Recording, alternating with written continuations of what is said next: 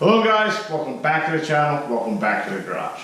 So last week we did not get anything done on the race truck. If you guys follow along with the channel, if you're a subscriber, didn't post any videos, didn't do anything to the truck other than order some parts. The reason for this was, well, work. A lot of overtime, working 5 hours overtime night, 3 hours, 4 hours. Just didn't have time. I think Saturday we worked 15 hours. So needless to say, the race truck, back burner, just no time. That and get home from work, just be too tired to do anything on it. And we're waiting on our transmission stuff, so it wasn't really a priority. That being said, some decisions were made about our torque converter, so we are getting a new input shaft. Ours had a slight twist to it. It wasn't anything too drastic, John said, and it actually had been that way since he had first received the transmission. We just kind of decided to go with it. But with the new custom-ish torque converter we're going to go with, they needed a fresh shaft without any twist in it to make sure what they were making would work, properly. So anyhow, that's all in the works. It's going on. John sent me a message today saying that everything is moving forward. They're getting a shaft in. As soon as they get the shaft in, it will be sent out so we can get our torque converter made. But you see the condition of the truck currently, so it's not really a big deal. It's not going to hold us up any more than what we've already held ourselves up. So I have ordered some parts for the truck. One part in particular I ordered is back ordered, so I got to see if I can track one of them down. All this stuff, plus doing research and all that, just no time. So that's what kind of happened last week, and then Sunday didn't work, but really just decided to relax. So tonight, we're going to be getting back at it on the race truck. I have made a couple more decisions about the truck. We kind of said that we're going to go full race truck. That means no more AC, no more heat. We are going to strip the dash.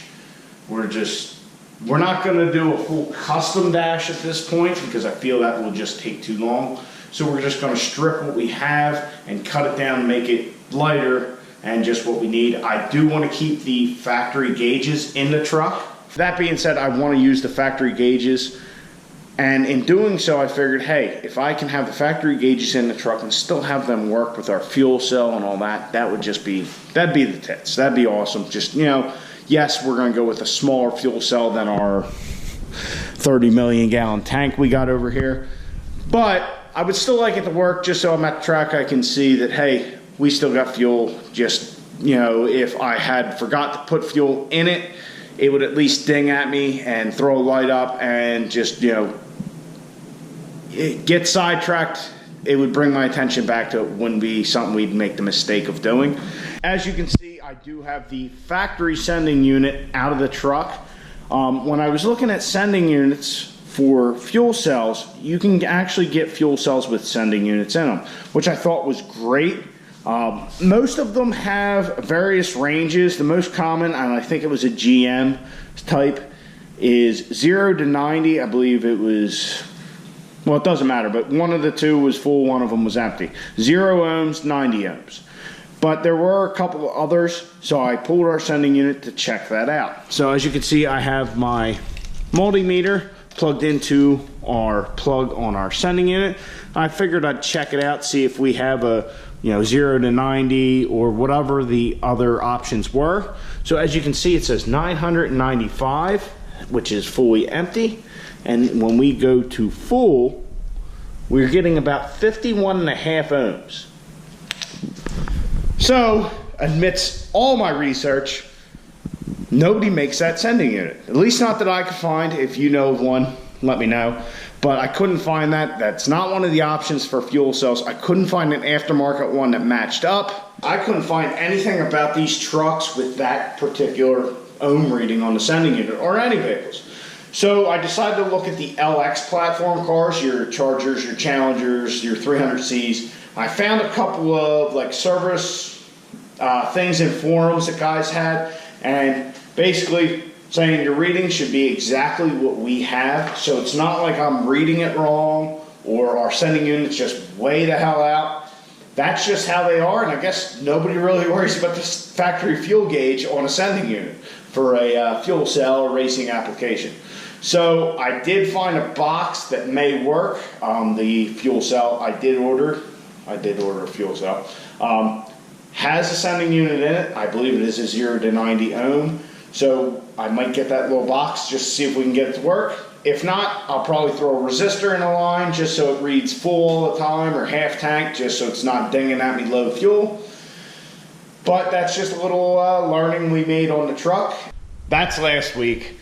Now on to this week. So we're going to get back in full swing of working on the truck. I do need to get a welder set up so I can get the cross members made, get to, finish gutting our frame.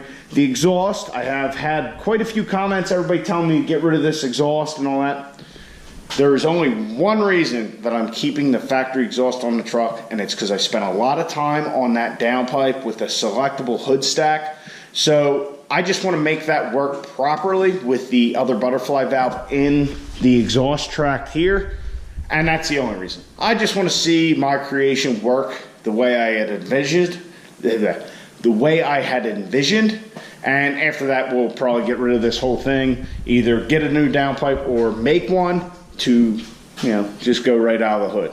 So anyhow, on to tonight's activities. After a whole lot of talking, we're gonna move to the interior of the truck and start looking at getting the dash out. We're gonna take our 4th gen factory match gauges out.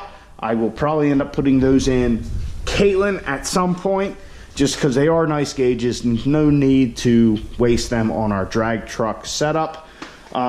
But other than that, I will pull the seat out and we will get to removing the dash and any components we don't need.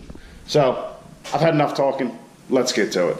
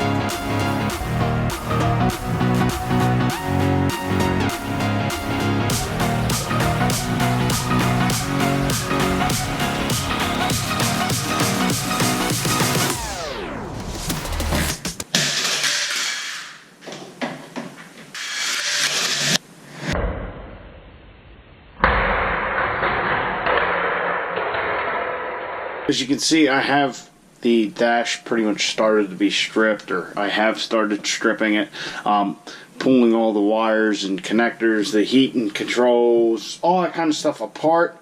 But I'm going to stop for tonight. I did kind of get in a rip and tear mode, which, yes, is good. It's more fun, but can lead to incidents. So as you can see from our OBD2 port, I don't know if you guys will be able to see that. Get my light. So the OBD2 port, I'm not sure when this happened. I didn't step on it because, as you can see, it doesn't even go down far enough. But it definitely got a little mangled. Those two connectors are just kind of hanging out there. I did plug my little jump box here into or onto my battery connections just to try it out. So if we take the Mini Max here, hook that up here.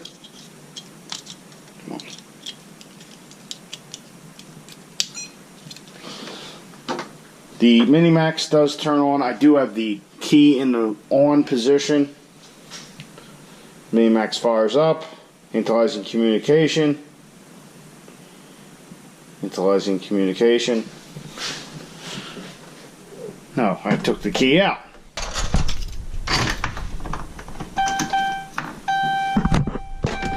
So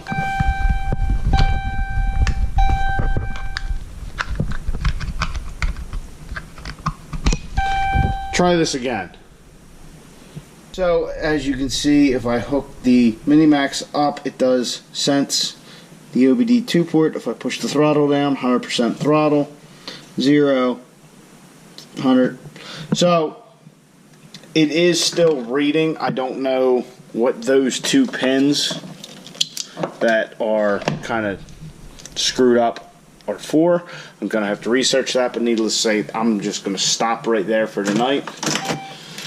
Try and not rip and tear so much. I guess I'm just a little excited to get working on the truck again, but I definitely would like to check and make sure. It seems as though when the truck is in the on position without the radio connected,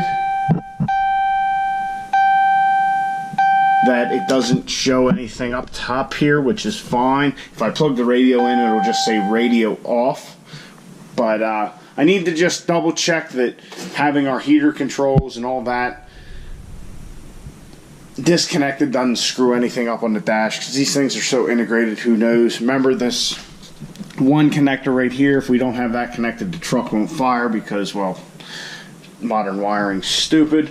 So we're going to stop there for now. See, I got all our gauges out, our pillars off, CSP5 switches off. I pulled the radio out. Now, the radio, I just kind of threw it on the ground. It's not worth nothing. It had always had some issues. Really, the only way to get it to function correctly was to plug in a aux cable, and then it would read from that. But it was always, you know, wanting to eject the disc or something, and now that I have it out, I don't know if you guys can see that, there is a disc in there. I'm curious what it is, honestly. Let's see here.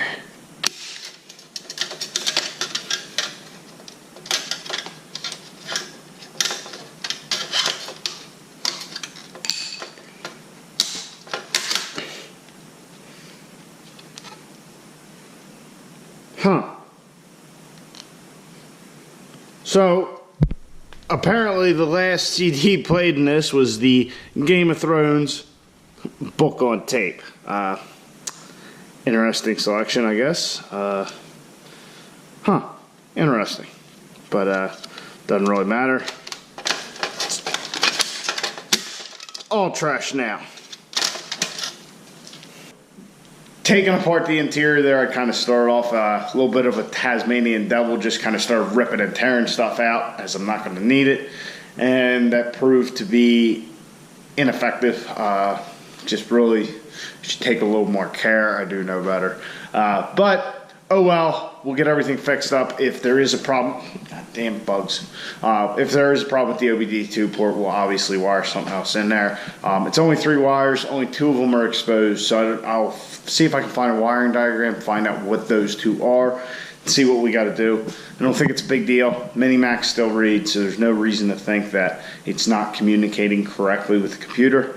But I will probably get my V2 out and double check it that way. So I hope you guys enjoyed the video. I hope you're glad that we're back working on the truck. I'll catch you guys in the next one. Get out in your garage, get the registration on your truck,